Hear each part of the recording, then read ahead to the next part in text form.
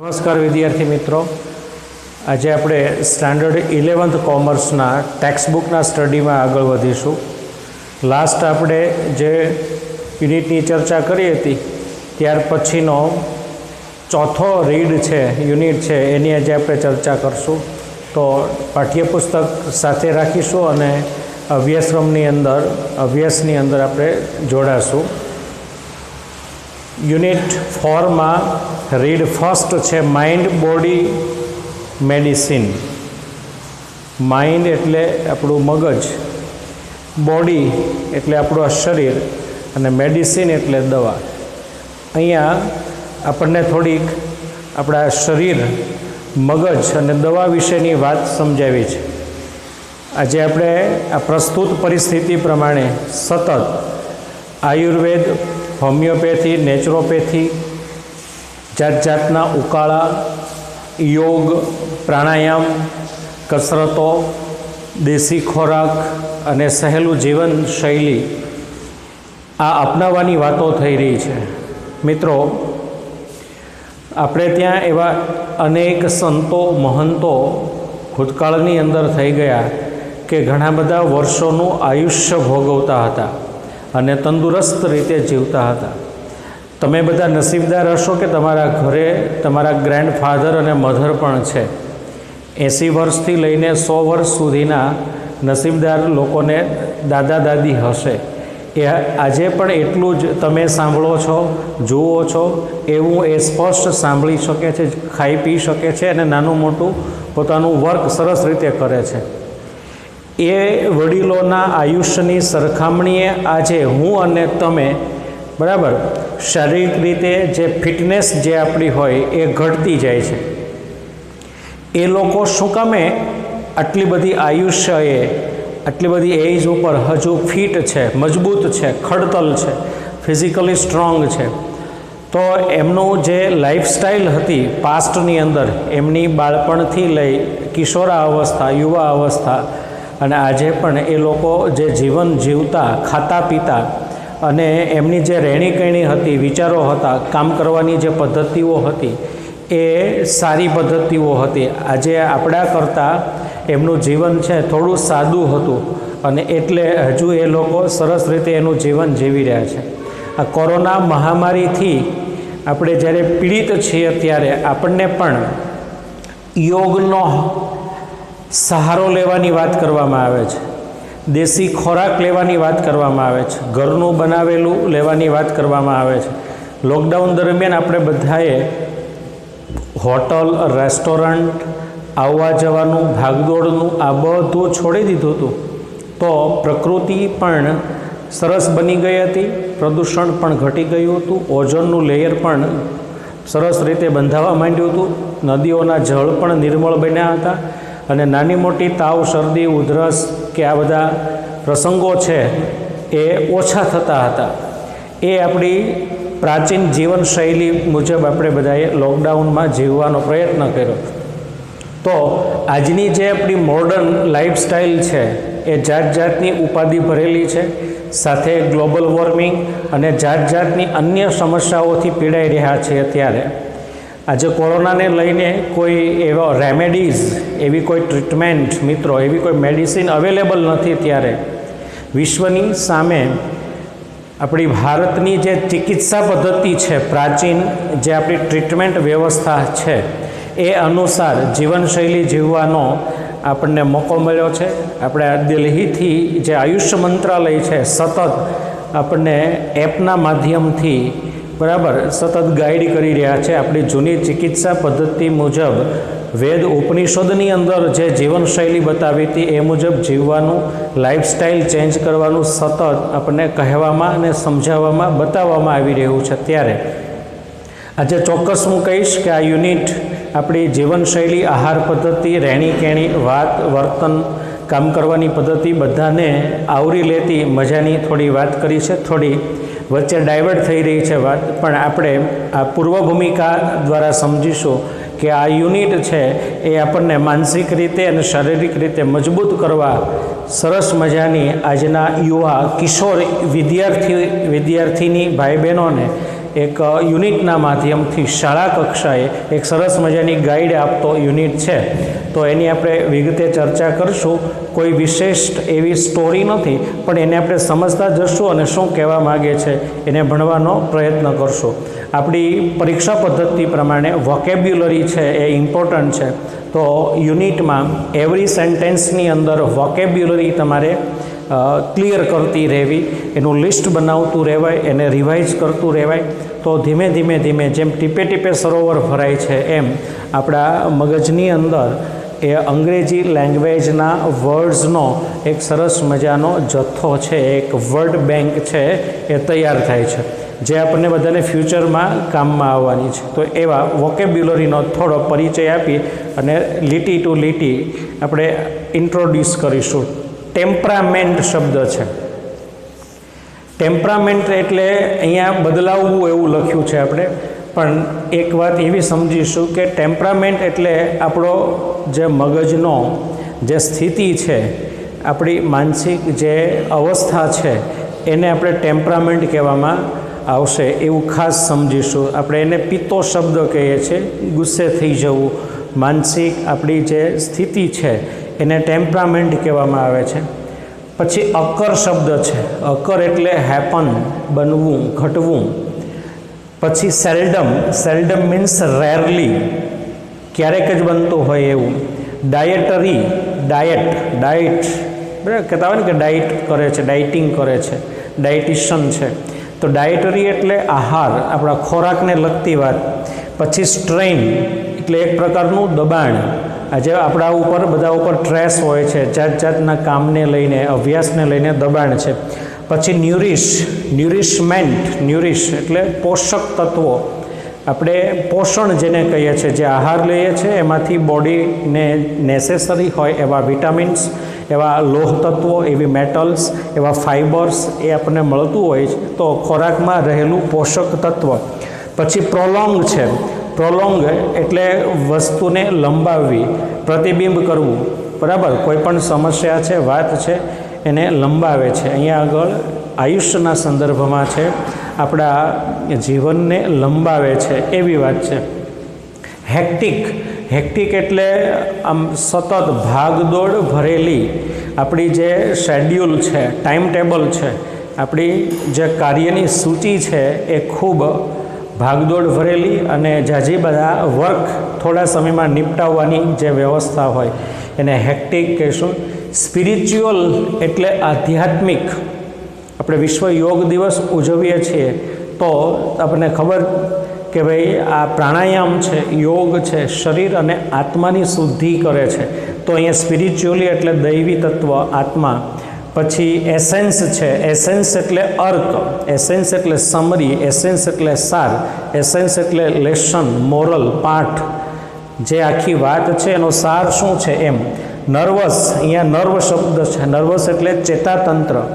આપણા કરોડરજ્જુ અને મણકા અને પગના સાંધા સુધી કે હાડકા સુધી જે હાડકાઓનું જે માળખું છે એને નર્વસ સિસ્ટમ કહેવાય છે.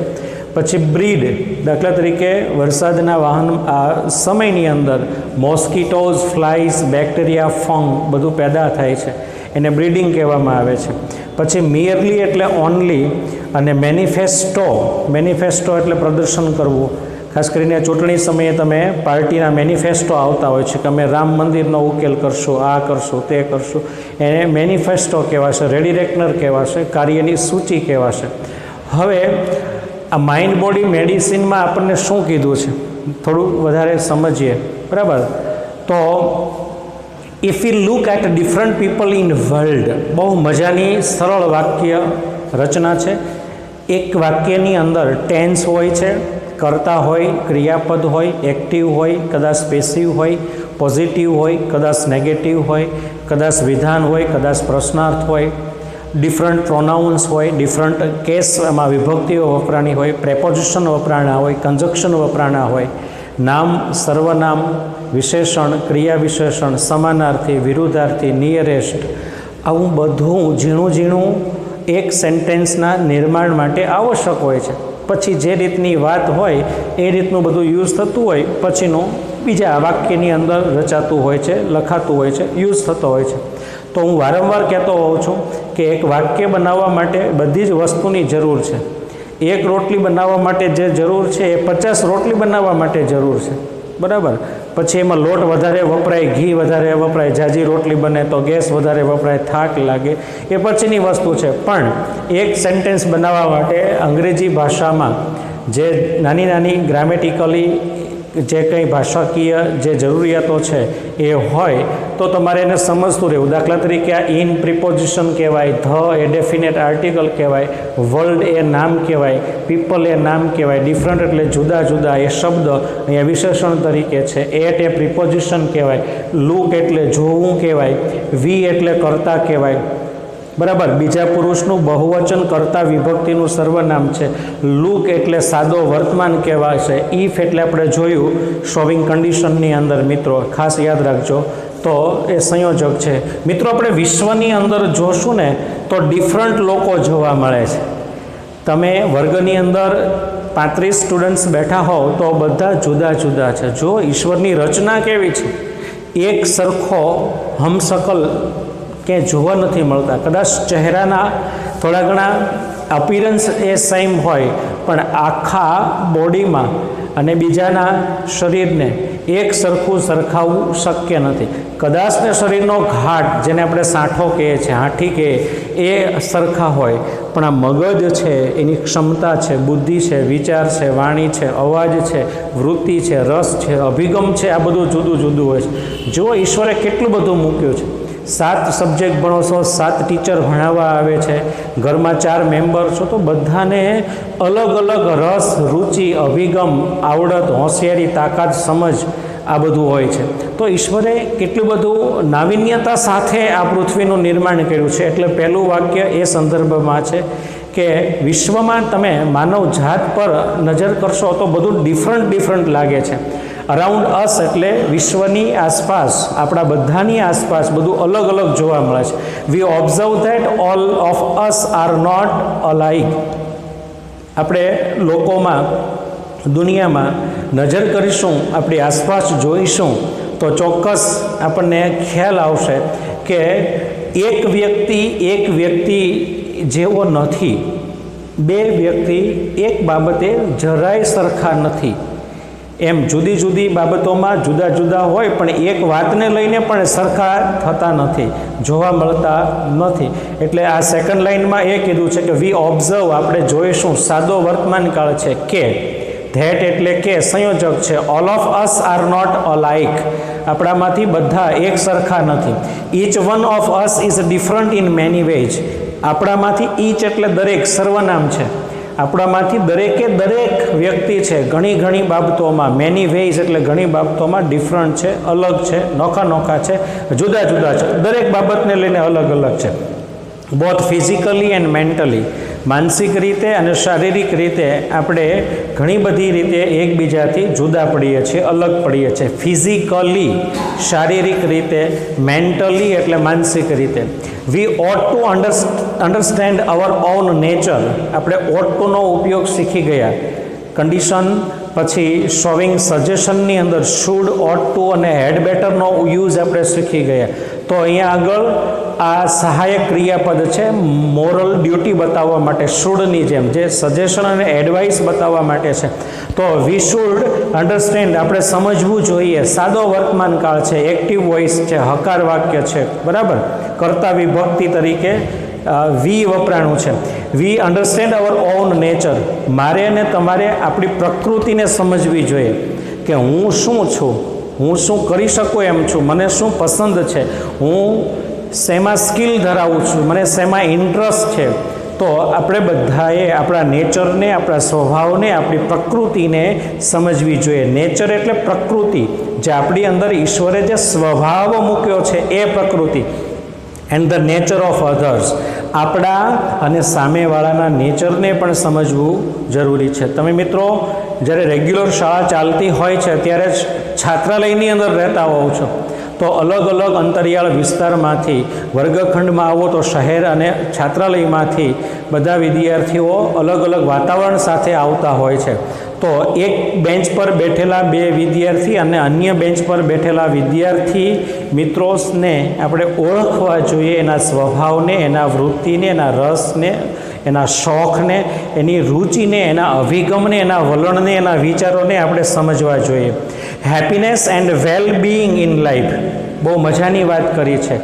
વેલ બીઇંગ કે આપણું જીવન, આપણી જે સમાજ વ્યવસ્થા છે એ સારી બની રહે અને પોતાના નિજી હેપીનેસ માટે મારે મારા અને તમારા નેચરને ઓળખવું પડે. સારી સોસાયટીના, સમાજના નિર્માણ માટે હર કોઈ વ્યક્તિએ એકમેકના નેચરને સમજવું આ સોનેરી શીખ છે મિત્રો, યાદ રાખજો.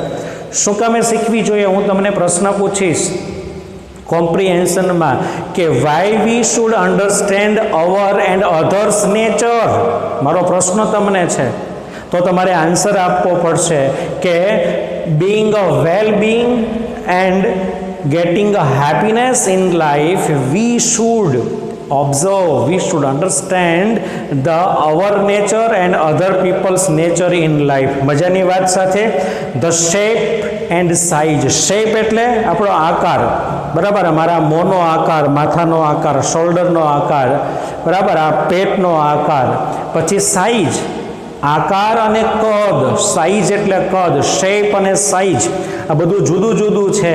ટેમ્પરામેન્ટ એટલે સ્વભાવ, જેને આપણે વૃત્તિ કહીએ છીએ, જેને મનોવલણ કહીએ છીએ. તો યાદ રાખજો, shape, size, temperament and character of people have a lot of variation. Character એટલે લાક્ષણિકતા. મારી લાક્ષણિકતા શું છે, મારું કદ, સાઇઝ, મારો સ્વભાવ, મારો વલણ, મારી ટેન્ડન્સી શું છે, તો એ આપણે સમજવી જોઈએ. અને બધામાં લોટ ઓફ વેરિએશન્સ જોવા મળે છે, જાત જાતની વિવિધતા જોવા મળે છે. That must affect hour health and happiness. આપણી અંદર આ જે વૈવિધ્યતા છે એ આપણા હેલ્થને અને આપણા સુખાકારીને એ અસર કરે છે. મજાની વાત છે મિત્રો. હવે આપણે આગળ વધી રહ્યા છીએ. મેં તમને પહેલાં પૂર્વ ભૂમિકા આપી કે વિશ્વ યોગ દિવસને સેલિબ્રેટ કરીએ છીએ ત્યારે આયુર્વેદ, હોમિયોપેથિક, નેચરોપેથી અને ત્યાર પછી એલોપેથિક અને જાત જાતની મેડિસિન અત્યારે અવેલેબલ છે પેરામેડિકલ બ્રાન્ચીસમાં. તો according to the Ayurveda, physical disease અકર mainly owing two external factors like wrong diet. બહુ મજાની વાત કરી છે. ફરીવાર યાદ કરીશું કે આયુર્વેદના મત અનુસાર, એકોર્ડિંગ ટુ આયુર્વેદ, આયુર્વેદના મત મુજબ જે ફિઝિકલ ડિઝીઝ છે, શારીરિક રોગો છે, એ અકર્સ એટલે બને છે. શેનાથી બને છે? આપણને શરીરમાં જે શારીરિક જે રોગ કે સમસ્યાઓ થાય છે એના માટે શું જવાબદાર છે? તો એના માટે એક્સટર્નલ ફેક્ટર્સ જવાબદાર છે. આપણા શરીરની અંદર જે શારીરિક સમસ્યાઓ થાય છે એના માટે એક્સટર્નલ એટલે બાહ્ય, ફેક્ટર્સ એટલે બાબતો, બહુવચન છે. જાત જાતની બાહ્ય જે બાબતો છે આપણા શારીરિક સમસ્યા માટે જવાબદાર છે. આપણે રોગને બે ભાગમાં વહેંચીશું. We divide disease into two part.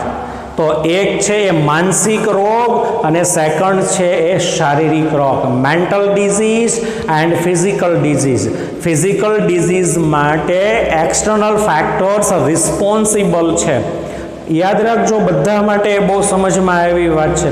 તો શારીરિક સમસ્યા માટે કયા કયા બાહ્ય ફેક્ટર્સ? તો પહેલી વાત આવે છે કે રોંગ ડાયટ. મન ફાવે એમ નૂડલ્સ ખાવા છે, પાણીપુરી ખાવી છે, જંક ફૂડ ખાવા છે, ફાસ્ટ ફૂડ ખાવા છે, જાત જાતના કોન્ટિનેન્ટલ્સ ખાવા છે, જાત જાતની બંગાળી ને ચાઇનીઝ ને આન તેન મીઠાઈઓ ખાવી છે, પાણીપુરી જમવી છે, ખમણ ઢોકળા ખાવા છે, ફાફડા ખાવા છે, ભજીયા ખાવા છે. આ બધો રોંગ ડાયટ છે. સવારમાં 10:30 ઉઠે અને બ્રેડ અને જામ ખાતો હોય, સ્ટ્રોબેરી ફ્લેવરનો જામ લઈને ખાતો હોય. આપણે ત્યાં પ્રણાલી છે કે 6:30-7 વાગે ગાયના દૂધમાંથી બનેલું માખણ ગાયના દૂધની બનેલી ચા અને સવારે મમ્મીએ બનાવેલી આપણા વાડીમાં પાકેલા ઘઉંની ભાખરી, ચૂલા ઉપર બનાવેલી ભાખરી, એના ઉપર માખણ અને ચા લઈ અને ખાવાની વાત છે, એની જગ્યાએ 10:30 ઉઠી અને જામ આપણે ખાઈએ છીએ. એને રોંગ ડાયટ કહેવાશે મિત્રો, યાદ રાખજો.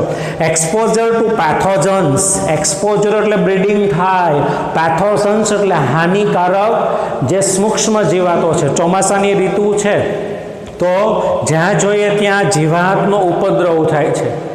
એક્સટર્નલ ફેક્ટર્સની અંદર પહેલાં તો આડેધડનો જે આપણો ડાયટ છે એ નડે છે અને ત્યાર પછી આપણે શબ્દ હમણાં વાપરીએ છીએ વાયરલ ઇન્ફેક્શન.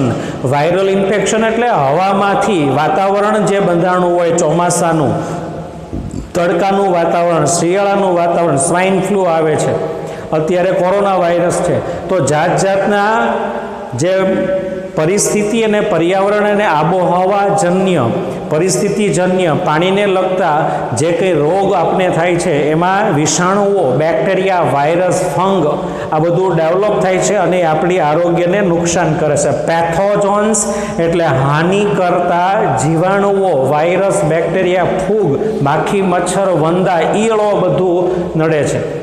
ત્યાર પછી સેકન્ડ ડિઝીઝ છે mental disease. Mental disease arise mainly from internal factors.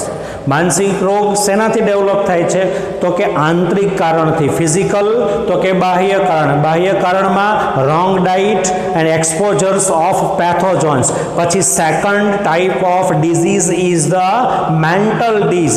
And which are the reason responsible for the mental disease તો કે for the mental disease the internal factors are responsible for that. તો which are the internal factors that affect our mental disease? તો બરાબર યાદ કરજો internal ફેક્ટર્સમાં wrong use of our sense. આંતરિક ફેક્ટર્સમાં બુદ્ધિનો અયોગ્ય ઉપયોગ. બહુ મજાની વાત કરી છે, રોંગ યુઝ ઓફ સેન્સ. દાખલા તરીકે WTC ટાવર અમેરિકાની અંદર તોડવામાં આવે, ઓસામા બિન લાદેનની અંદર જે બુદ્ધિ હતી એ પ્રખર બુદ્ધિમત્તા હતી પણ એ નેગેટિવ યુઝ કર્યો. ભારતની સંસદની અંદર હુમલો કરવામાં આવે, તાજની અંદર હુમલો કરવામાં આવે, અક્ષરધામની અંદર હુમલો કરવામાં આવે, પુલવામાની અંદર હુમલો કરવામાં આવે, તો એમાં જે માઇન્ડ વપરાતું હોય એ બહુ બુદ્ધિશાળી લોકો હોય પણ એનો રોંગ યુઝ કરે છે. તો રોંગ યુઝ ઓફ, આજે આપણો બધાનો યુઝ છે મોબાઈલમાં, આપણી સાયન્સનો રોંગ યુઝ કરીએ છીએ. ટિકટોકમાં ને ઇન્સ્ટાગ્રામમાં ને ફેસબુકમાં નેટ ને ઇન્ટરનેટ ને જાત જાતના રોંગ યુઝ કરીએ છીએ. એવી રોંગ સાઇટ્સ આપણે સર્ફિંગ કરીએ છીએ, જોઈએ છીએ અને એનો દુરુપયોગ કરીએ છીએ. કોઈ સાથે લડી પડીએ છીએ, ઝઘડી પડીએ છીએ. રાગ, દ્વેષ, ઈર્ષા, મધ, ક્રોધ આ બધા ગુણ અવગુણ છે, તામસી વૃત્તિ છે. That is why the wrong use of sense is the internal factor which is affect our mental disease, which are the responsible to create a mental disease in person and the increase of negative emotion. Second one is the mind ની અંદર નકારાત્મક જે આવેગો છે, નકારાત્મક ભાવનાઓ છે, નકારાત્મક વિચારો છે.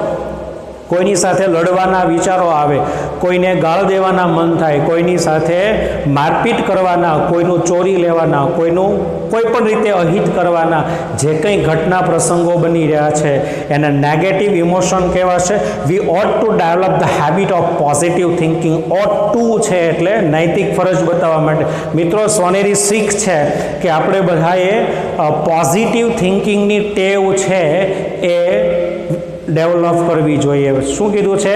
ડેવલપ. આપણે શું ડેવલપ કરવું જોઈએ તો કે પોઝિટિવ થિંકિંગની હેબિટ ડેવલપ કરવી જોઈએ અને એ હેબિટથી it has a good positive effect on our emotions અને એનાથી આપણા ભાવનાઓ ઉપર, આપણી લાગણીઓ ઉપર છે એની પોઝિટિવ અસર પડશે. હાવેવર છે, અગાઉ આપણે વાત કરી કે કોન્ટ્રાસ્ટની અંદર હાવેવર છે એ વિરોધાભાસ બતાવતું સંયોજક છે. However both physical and psychological disease are usually mixed and one seldom occurs without the others. આપણે અહીંયા સુધી રાખીશું. પણ શું કીધું છે કે બંને અલગ અલગ છે, મેન્ટલ ડિઝીઝ અને ફિઝિકલ ડિઝીઝ બંને માટેના 2+4 રીઝન થયા. છતાં એમ કહે છે કે આ બંને રોગ છે એકબીજા સાથે મિક્સ થયેલા છે. શારીરિક અને માનસિક રોગ એકબીજા સાથે જોડાયેલા છે અને સેલ્ડમ એટલે ભાગ્યે જ એકબીજાની અસર વગર બનતા હોય છે. તાવ આવે છે અત્યારે, સામાન્ય શરદી, તો મન ઉપર કોરોનાની અસર થઈ જાય છે, માણસ ભાંગી પડે છે. કોરોના ના હોય તો પણ કોરોના પોઝિટિવ આવે છે. યુઝલી એટલે સામાન્ય રીતે સાદા વર્તમાન કાળની અંદર એનો ઉપયોગ થાય છે. મિત્રો, આટલી મજાની વાતને અહીંયા અટકાવી છું. વળી પાછી ઇન્ટરેસ્ટિંગ વાત સાથે ફર્ધર આપણે મળશું. ધન્યવાદ.